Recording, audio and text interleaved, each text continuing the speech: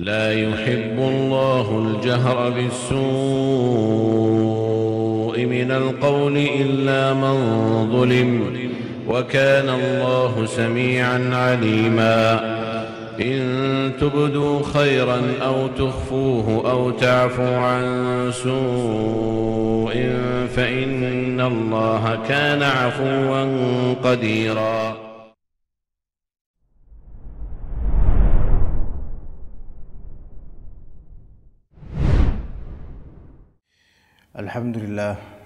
الحمد لله رب العالمين، أنعم علينا بنعمة الأمن في الأوطان والصحة في الأبدان، ورزقنا جل وعلا من غير حول لنا ولا قوة، بل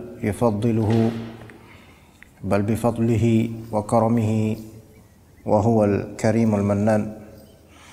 وأشهد أن لا إله إلا الله وحده لا شريك له، وأشهد أن محمدا عبده ورسوله صلى الله عليه وعلى آله وصحبه والتابعين له بإحسان وسلم تسليما كثيرا. فإن أصدق الحديث كتاب الله، وخير الهدي هدي محمد صلى الله عليه وسلم، وشر الأمور محدثاتها، وكل محدثة بدعة، وكل بدعة ضلالة، وكل ضلالة في النار. أيها الإخوة الكرام والأخوات الكريمات، rahimani wa rahimakumullah. Biiznillah ta'ala kita lanjutkan kajian tafsir juz 6 surat Al-Maidah ayat ke-32 hingga 34 insyaallah ta'ala. Sebelumnya kita telah membahas kisah kedua putra Adam alaihissalam yang disebutkan dalam Israiliyat yang termaktub dalam kitab-kitab tafsir. Nama mereka adalah Qabil dan Habil. Kali ini kita membaca dan menelaah serta mempelajari ayat-ayat yang merupakan konsekuensi dari kisah tersebut. Jadi insyaallah akan sebagaimana biasanya insyaallah akan Anda bacakan terlebih dahulu beberapa ayat yang akan kita bahas biiznillah taala. A'udzu billahi minasy syaithanir rajim. Bismillahirrahmanirrahim.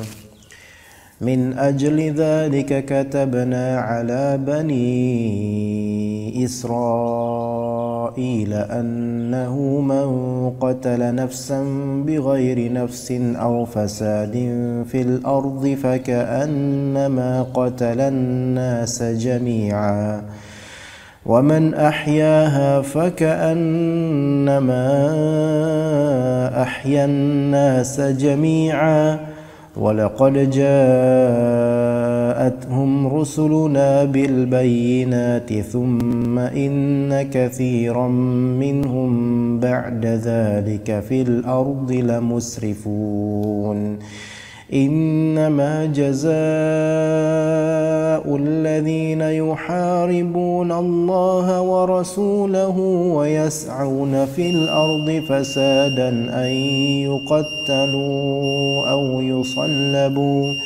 أَن يقتلوا أو يصلبوا أو تقطع أيديهم وأرجلهم من خلاف أو ينفوا من الأرض ذلك لهم خزي في الدنيا ولهم في الآخرة عذاب عظيم إلا الذين تابوا من قبل أن تقدروا عليهم فاعلموا أن الله غفور رحيم. قال الله عز وجل من أجل ذلك كتبنا على بني إسرائيل.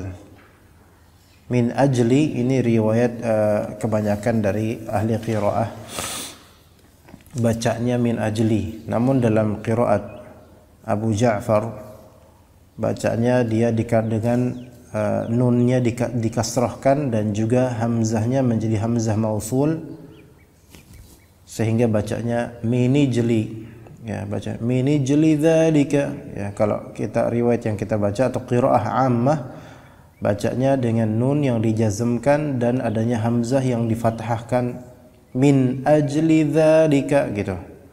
Namun dalam suatu qiraat yang disebut qiraatnya Abi Ja'far, bacanya min ajli dzalika katabna gitu. Taib, min ajli dzalika, oleh sebab itu, yaitu dengan adanya peristiwa Qabil Habil, pembunuhan terhadap Habil oleh Qabil, maka katabna, kami tentukan, ya, kami takdirkan, kami syariatkan, katabna ala Bani Israel, terhadap orang-orang Bani Israel. Apa yang Allah Ta'ala tentukan? Annahu man qatala nafsan bighairi nafsin aw fasadin fil ardi faka'annama qatalan nasa jami'a. Yaitu bahwasanya barang siapa yang membunuh suatu jiwa, qatala nafsan, satu aja, satu jiwa ini. Nah, ini yang disebut oleh para ulama ahli usul fikih sebagai mutlaq. Yaitu siapa yang membunuh satu jiwa saja, bighairi nafs, tanpa bighairi nafs, yaitu tanpa adanya qisas, membunuh seseorang bukan karena orang itu membunuh orang lain. Jadi makna dari qatala nafsan bighairi nafsin, yaitu membunuh suatu jiwa bukan karena jiwa yang terbunuh tersebut telah membunuh orang sebelumnya, bukan karena hukum qisas, bukan. Ya, jadi membunuh begitu saja tanpa sebab syar'i.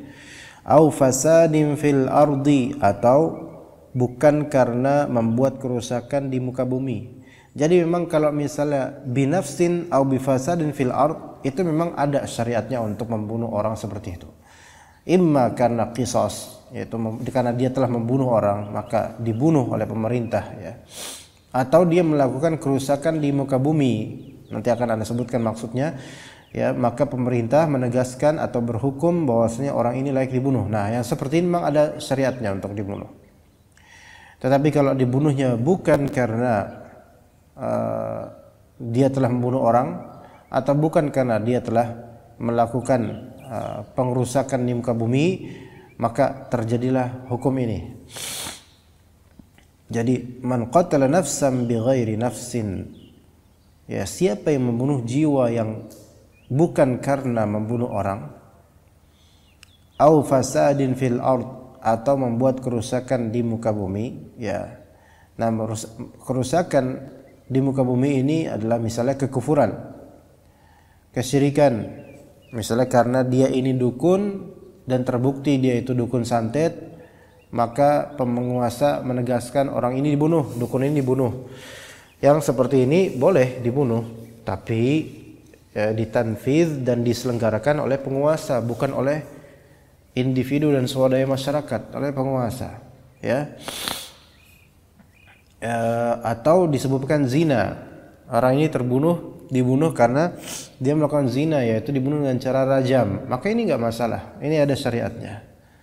Atau orang ini melakukan qat'u thariq, yaitu penyamun, dia penyamun, iya, yang suka merampok di jalanan dan membunuh orang-orang yang lagi jalan. Nah, ini qat'u thariq, penyamun, itu juga layak diberi hukuman mati, ya. Nah, kalau membunuh orang-orang seperti ini karena melakukan fasad fil ard, enggak termasuk ayat ini. Jadi sekarang ada pembunuhan dilakukan karena apa? Karena sebel aja sama tetangga misalnya. Dan sekarang itu banyak sekali terjadi pembunuhan. Nah, sekarang ini adalah tahun-tahun milenial ini. Banyak sekali terjadi pembunuhan tanpa sebab syar'i. Bukan karena qisas, bukan karena hukuman terhadap fasad fil ard, tetapi karena kebencian belaka, ya. Bahkan kadang-kadang boleh jadi penguasa membunuh suatu pihak, suatu individu yang tidak pantas untuk dihukum dibunuh, tidak ada, dan itu terjadi di mana-mana, ya. Nah, yang seperti ini, ikhwas sekalian, ini yang dikhawatirkan, na'udzubillah min dzalik. Jadi terjadinya kegoncangan dan juga banyaknya pembunuhan ini merupakan tanda-tanda dekatnya hari kiamat, ya. Maka barang siapa yang membunuh tanpa alasan syar'i, maka faka'annama qatalan nasa jami'a. Ini bagi Bani Israel. Maka seolah-olah dia telah membunuh seluruh orang. Jadi siapa yang membunuh suatu jiwa, membunuh seseorang tanpa sebab yang dibenarkan, maka seolah-olah dia telah membunuh seluruh orang. Itu makna dari terjemahan atau zahir dari ayat ini. Tetapi para ulama berselisih, berbeda pendapat mengenai maksud dari ayat ini. Di antaranya perkataan Ibnu Abbas dalam riwayat Ikrimah mengatakan, maksud dari ayat ini adalah man qatala nabiyyan aw imaman adlan faka'annama qatalan nasa jami'a. Barang siapa yang membunuh seorang nabi atau seorang imam yang adil, maka dia seperti membunuh manusia seluruhnya. Wa man shadda ala usbati nabiyyin aw imamin adlin faka'annama ahyan nasa jami'a. Nah, sebaliknya barang siapa, nanti akan ada wa man ahyaha faka'annama ahyan nasa jami'a. Barang siapa yang mempererat golongan nabi, ya menolong agamanya nabi, ya, atau mempererat golongan imam yang adil, maka dia seperti apa? Seperti menghidupkan manusia seluruhnya. Jadi kita teruskan dulu. Kata Allah, man qatala nafsan bighairi nafsin aw fasadin fil ardi faka'annama qatalan nasa jami'a. Barang siapa yang membunuh jiwa bukan karena qisas atau bukan karena dia membuat kerusakan di muka bumi, maka dia membunuhnya itu seperti membunuh semua orang. Wa man ahyaha faka'annama ahyan nasa jami'a. Barang siapa yang membiarkannya hidup, membiarkan jiwa itu hidup, maka seperti menghidupkan orang-orang seluruhnya. Nah, tadi Ibnu Abbas punya satu representatif tafsir. Mujahid berkata, "Wa man qatala nafsan muharramatan yaslan nara biqatliha." Barang siapa yang membunuh suatu jiwa yang haram untuk dibunuh, maka pembunuhnya itu akan masuk ke neraka dengan sebab pembunuhannya. Kama yaslaha law qatala an-nasa jami'a. Sebagaimana pembunuh itu akan masuk ke neraka juga jika dia membunuh seluruh orang. Jadi membunuh satu orang itu sama ancamannya ke neraka, sama seperti orang yang membunuh semua orang. Makanya Allah katakan, barang siapa yang membunuh tanpa sebab syar'i, maka dia seperti membunuh semua orang, karena ancamannya sama, neraka. Ini menurut Mujahid.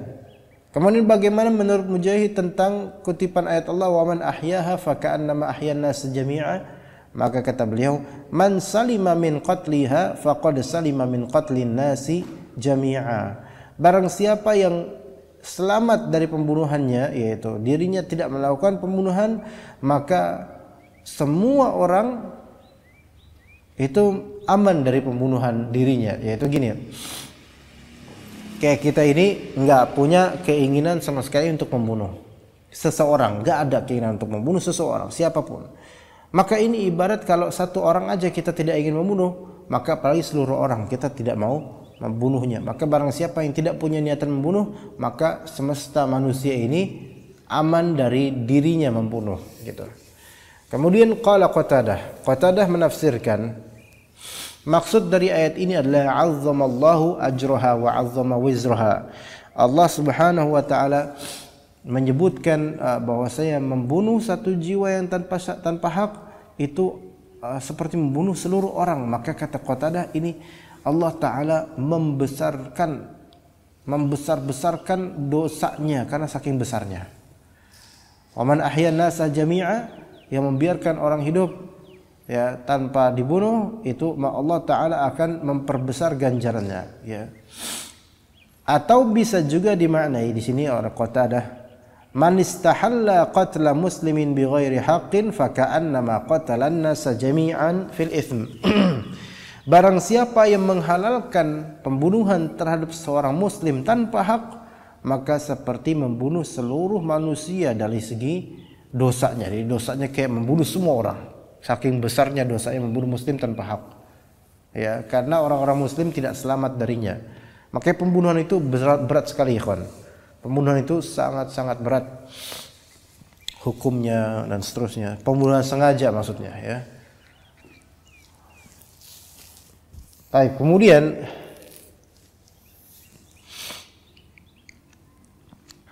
kita lanjut ke kutipan ayat berikutnya. Walaqad ja'atuhum rusuluna bil bayyinat. Rasul-rasul kami telah mendatangi mereka dengan bayinat. Ya, dengan bayinat. Dengan bukti-bukti yang nyata. Kembali ke yang tadi ikhwan, apa masalah membunuh jiwa seperti membunuh seluruh ini terjadi atau diterapkan keyakinan ini di kalangan Bani Israel sebagaimana Allah kabarkan. Ya, jadi bisa membunuh satu jiwa seperti membunuh seluruh orang. Membiarkan satu jiwa hidup itu seperti membiarkan semua orang hidup. Nah, sekarang muskilahnya, masalahnya, apakah pemahaman ini juga diterapkan di umatnya Nabi Muhammad SAW?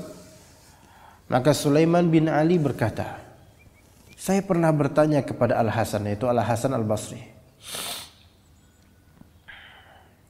hiya lana kama kanat li Bani Israel. Apakah penerapan pemahaman seperti ini juga buat kita umatnya Nabi Muhammad sebagaimana buat umatnya Bani Israel, orang-orang Bani Israel?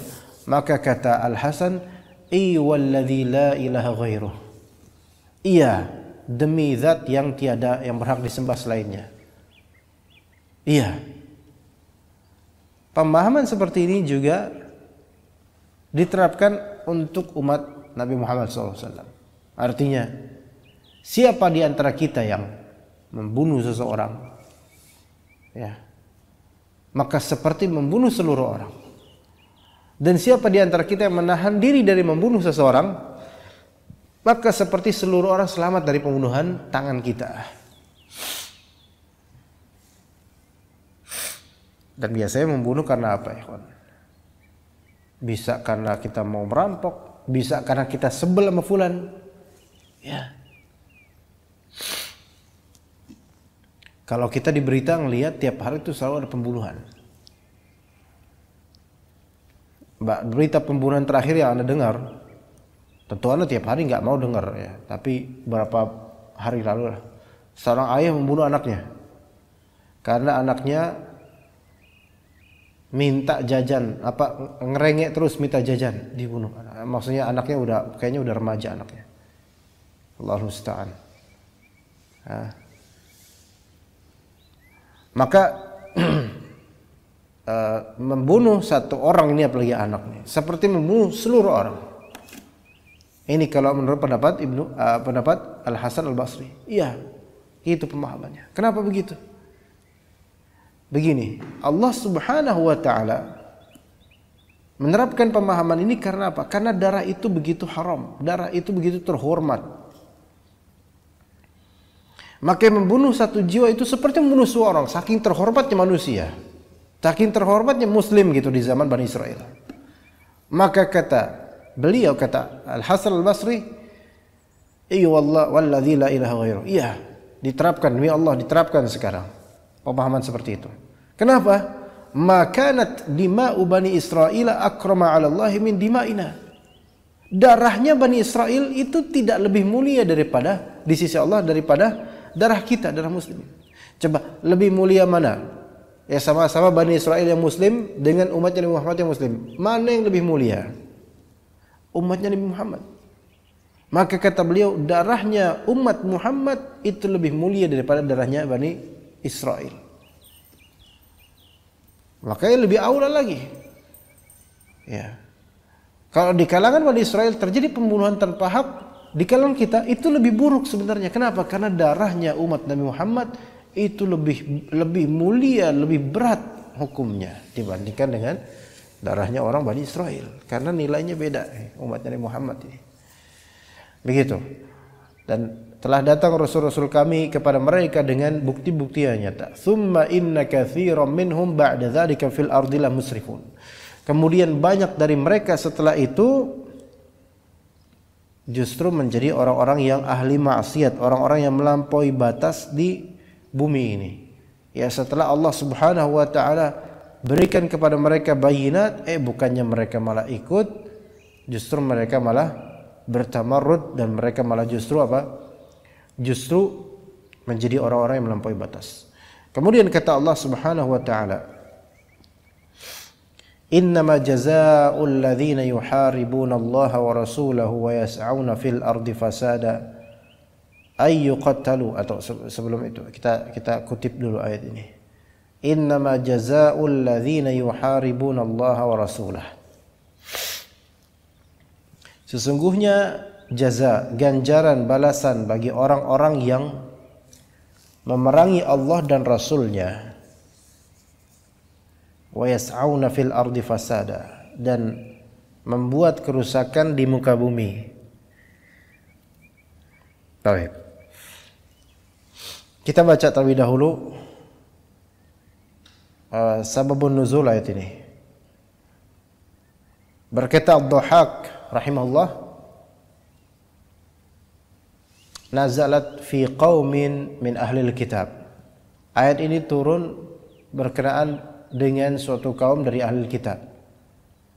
Dan menurut Sa'id bin Jubair, ahli kitab di sini siapa? Yaitu nazalat fi nasin min Urainah wa Ukl. Yaitu ayat ini turun terhadap manusia, orang-orang dari Urainah atau suku Urainah dan Ukl. Jadi maksudnya Uraniyyin, ya. Apa yang mereka lakukan kok bisa seperti ini? Gini. Jadi suatu kaum dari ahli kitab, kata Ad-Dhahhak, kana bainahum wa baina Rasulillah SAW ahdun. Ada perjanjian antara orang-orang ini dengan Rasulullah SAW, perjanjian. Ya. Yaitu di sini kata Sa'id bin Jubair, atau an-nabiyya sallallahu alaihi wasallam wa bay'uhu 'ala al-islami. Mereka kaum Uraniyyin mendatangi Nabi sallallahu alaihi wasallam dan membaiat beliau alaihi salatu wasallam di atas Islam. Membaiat beliau di atas Islam. Wa hum kadzibah, dan mereka adalah orang-orang yang bohong. Ya. Maka kemudian faba'athahumun nabiyyu sallallahu alaihi wasallam ila iblis sadaqah. Maka Nabi sallallahu alaihi wasallam mengutus mereka, mengirim mereka menuju ke unta-unta zakat, unta-unta yang zakat kan, ke unta-unta. Untuk apa? Supaya mereka menikmati, karena mereka masuk Islam, membaiat Rasulullah SAW, maka silahkan mereka minum dari abwaliha, kata Anas bin Malik, wasyaribu min abwaliha wa albaniha. Mereka biarkan mereka untuk minum dari kencing-kencing unta dan juga susu-susu unta. Maka kaum Uraniyyin itu kemudian datang ke kandang-kandang unta yang buat zakat. Maka mereka melakukan apa yang diperintahkan oleh Nabi, minum dari susu dan juga kencingnya unta sehingga mereka sehat. Nah, maka kemudian setelah mereka udah punya kekuatan, fartaddu, mereka pun berbuat riddah, yaitu murtad dari Islam. Dan lebih dari itu, waqatalu ru'ataha, mereka pun membunuh para penggembala unta, ya. Nah, di sini Nabi SAW kemudian marah. Ini orang udah dilindungi, udah membaiat, masuk Islam katanya, kemudian diberikan kebaikan sampai mereka sehat, mereka malah murtad, kemudian malah membunuh para penggembala unta. Maka Nabi kemudian mengutus orang-orang untuk mencari jejak mereka. Ketemu kemudian fa'utiya bihim, dihamparkan ke Nabi SAW, digiring ke Nabi mereka ini, orang-orang Uraniyyin. Faqata'a aydiyahum wa arjulahum, maka Nabi SAW pun memotong tangan-tangan mereka dan juga kaki-kaki mereka. Wasamala a'yunahum, Rasulullah juga mencungkil mata-mata mereka, ya, dan seterusnya. Dan kenapa mereka diperlakukan seperti itu? Ya, karena kata Abu Qilabah, qatalu wa saraqu wa harabullaha wa rasulahu wa sa'u fil ardi fasada. Mereka ini orang-orang Uraniyyin membunuh iya, mencuri iya, memerangi Allah dan Rasulnya iya. dan membuat kerusakan di muka bumi, iya, wa yas'auna fil ardi fasada. Ya. Sebagian mengatakan, kenapa kok dicongkel matanya mereka? Dikatakan oleh Anas bin Malik, li'annahum samalu a'yunar ru'at, karena mereka itu ketika membunuh para penggembala unta, mereka mencongkel mata-mata para penggembala unta, makanya mereka dikisas dengan itu. Ya begitu. Ya. Makanya hukum dari Allah Subhanahu wa taala seperti ini. Orang yang memerangi Allah Ta'ala dan Rasulnya dan membuat kerusakan di muka bumi, maka ada beberapa hukuman buat mereka. Yang pertama, ayyuqattalu, dibunuh. Ya. Au yusallabu, disalib. Au tuqatta'a aydihim wa arjuluhum min khilaf, atau dipotong tangan dan kakinya secara silang. Kalau misalnya tangannya kanan, kakinya kiri yang dipotong, dan sebaliknya. Kemudian yang keempat, au yunfau minal ard, mereka diasingkan dari bumi, diasingkan. Ya.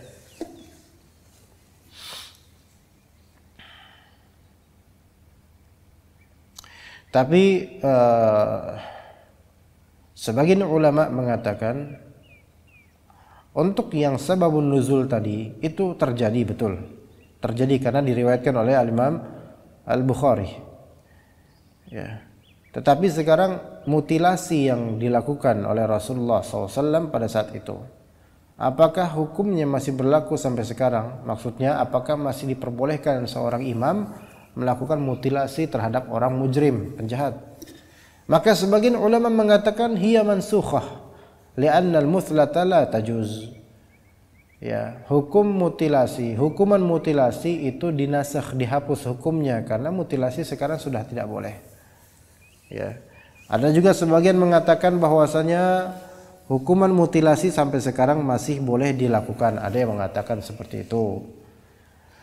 Tapi Ibnu Sirin mengatakan bahwasanya hukum mutilasi tersebut karena qabla an yanzilal had, itu sebelum ada turun ayat tentang hukum had.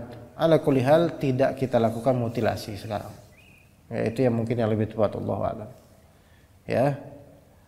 Nah, tadi kita telah membaca ayat atau potongan ayat, mereka imma dibunuh atau disalib atau dipotong tangan dan kaki mereka secara silang atau dinafikan atau diasingkan dari bumi, atau di bumi diasingkan. Bukan berarti diterbangkan ke angkasa, bukan, maksudnya di bumi tapi diberi keterasingan, entah di penjara atau lainnya. Maka sebagian dari ulama mengatakan bahwasanya dengan adanya au ya, ayyuqattalu au yusallabu au tuqatta'a aydihim wa arjuluhum min khilafin au yunfau minal ard, ini berarti kan opsional, pilihan. Makanya kata sebagian ulama, imam penguasa itu berikhtiar, dia bisa memilih mana yang lebih bermaslahat. Apakah penyamun ini dibunuh enaknya, atau disalib doang, atau dipotong tuh disilang tangan kanan kaki kiri, ya, atau diasingkan aja di muka bumi seperti di penjara di Nusa Kambangan misalnya. Itu pilih imam, ya pilih. Sekarang kan ada namanya kelompok yang moge tapi meresahkan masyarakat sampai ada yang melukai, ya. Ya. Nah, imam di sini, pemimpin, penguasa boleh berijtihad. Bagaimana nih enaknya nih? Kalau memang mereka merasakan dan golongan apa sih namanya moge ya? Racer, geng motor yang brutal, ya. Suka menumbalkan korban di malam hari misalnya. Kalau ada yang lewat dijadikan tumbal, dibunuh gitu. Kalau udah merasakan masalah nih, gimana enaknya? Pilihan. Tapi sebagian ulama, bahkan keumuman ulama mengatakan bahwasanya hadhil uqubat ala tartibil jaraimi la ala takhir. Hukuman-hukuman ini sesuai dengan urutan jaraim, urutan kejahatan. bukan berdasarkan pilihan imam, bukan, urutan kejahatan. Ya, Ibnu Abbas sampai pernah menyatakan, dan ini diriwayatkan oleh Imam Asy-Syafi'i dalam kitab Musnad beliau, Musnad Asy-Syafi'i, "Idza qatalu wa akhadhul mala qutilu wa sulibu." Nah, ini geng motor yang jahat nih misalnya. Kalau mereka membunuh sekaligus mereka merampas harta, orangnya dimatiin, motornya dibawa, atau orangnya dimatiin, dompetnya dibawa misalnya, maka penyamun dari kalangan geng motor brutal ini, nggak semua geng motor ini, beberapa aja ya, dibunuh, dimatikan dan juga disalib. Ya, dibunuh, disalib gitu. Kalau mau ikut ayat ini menurut Ibnu Abbas. Wa idza qatalu wa lam ya'khudhul mal qutilu wa lam yuslabu. Kalau misalnya orang anak geng motor brutal ini mereka membunuh tapi tidak merampas harta, maka mereka dibunuh tapi tidak disalib. Ya. Wa idza akhadhul mala wa lam yaqtulu qutilat aydihim wa arjuluhum min khilaf. Kalau misalnya anak-anak geng brutal ini mereka membunuh, mereka merampas harta tapi enggak membunuh. Mereka merampas harta tapi enggak membunuh, maka dipotong tangan dan kiri dan kaki mereka secara silang satu. Tangan kanan dipotong, tangan kiri potong. Masih lagi kaki kiri dipotong. Kemudian udah sisa tangan kiri sama jalan pun gimana orang? Kakinya kanan doang, tangannya kiri doang. Ini juga pakai apa namanya? Apa namanya? Lokat. Tongkat ya. Pakai tongkat gini kan. Tapi masih ngerampok dia. Wah, ini berarti tambah tuh. Udah nggak punya tangan, nggak punya kaki. Jalannya pakai apa? Jalannya pakai mimpi ya. Fa idza akhafu sabila wa lam ya'khudhu malan nufu minal ard. Kalau mereka cuman membuat jalan itu mencekam, mereka membunuh enggak, ya, merampas harta enggak, udah cuma pengen nakut-nakutin aja, maka mereka hendaknya diasingkan dari daerah itu. Ini biasanya preman, ya, yang biasa mangkal-mangkal doang, gitu. Itu termasuk membuat kerusakan loh. Jangan antum kira preman cuman nongkrong doang, minum-minum di pos, kan ada tuh kayak gitu tuh ya. Itu kan bikin takut masyarakat sebenarnya. Akhafus sabil, membuat jalanan itu mencekam gitu loh. Maka yang seperti ini penguasa bertindak, jangan malah disuburkan dengan alasan biarinlah mereka jaga malam. Enggak, jaga malam tuh enggak kayak gitu caranya ya. Nah yang seperti malah justru bisa dipenjara atau diasingkan, jangan lagi tinggal di daerah ini. Itu seperti itu. Ya. Nah tadi itu sebenarnya untuk fikih yang ini itu banyak sekali aqwal ulama, tapi kita hanya bisa menjelaskan yang tadi ya. Nah kemudian kata Allah Subhanahu wa taala, "Dzalika lahum khizyun fid dunya wa lahum fil akhirati 'adzabun 'adzim." Itu adalah kehinaan buat mereka di dunia dan di akhirat mereka mendapatkan azab yang besar. Ya, kemudian kata Allah taala, illal ladzina tabu min qabli an taqdiru alaihim, kecuali orang-orang yang bertaubat sebelum kalian dapat menguasai mereka, sebelum kalian menangkap mereka udah taubat duluan. Fa'lamu annallaha ghafurur rahim, maka ketahuilah bahwasanya Allah taala Ghafurur Rahim, Maha Pengampun lagi Maha Penyayang. Tapi kalau taubatnya mereka taubat dari pembunuhan, itu nggak bisa begitu saja dibiarkan, melainkan hak di sini haknya keluarga yang dibunuh. Apakah memaafkan mereka atau cukup membayar diat, gitu loh. Ya jadi nggak dibiarin gitu aja. Wah, dia udah taubat dari pembunuhan. Enggak, kita lihat ke keluarga yang dibunuh. Ya keluarganya orang yang dibunuh. Apakah kalian memaafkan orang ini sehingga dia biar bayar diat, atau kalian tidak maafkan sehingga dia harus dikisos gitu kan. Begitu juga kalau misalnya merampok. Iya, taubat ini perampok, tapi taubatnya itu tidak menjadikan harta yang dirampok itu menjadi haknya. Enggak. dia harus mengembalikan harta tersebut kepada pemiliknya. Begitu. Tapi dia tidak dihukum karena apa? Karena dia telah taubat. Maka kalau emang betul taubat, balikin tuh duit. Jangan ngerampok lagi. Fa'alamu anallahu ghafurur rahim. Allah Ta'ala Maha Pengampun lagi Maha Penyayang. Baik, kita lanjutkan insyaallah ba'da hadza kitab Fiqhul Ad'iyah wal Adhkar biiznillah taala. Wa sallallahu ala nabiyyina Muhammad wa ala alihi wa sahbihi ajma'in.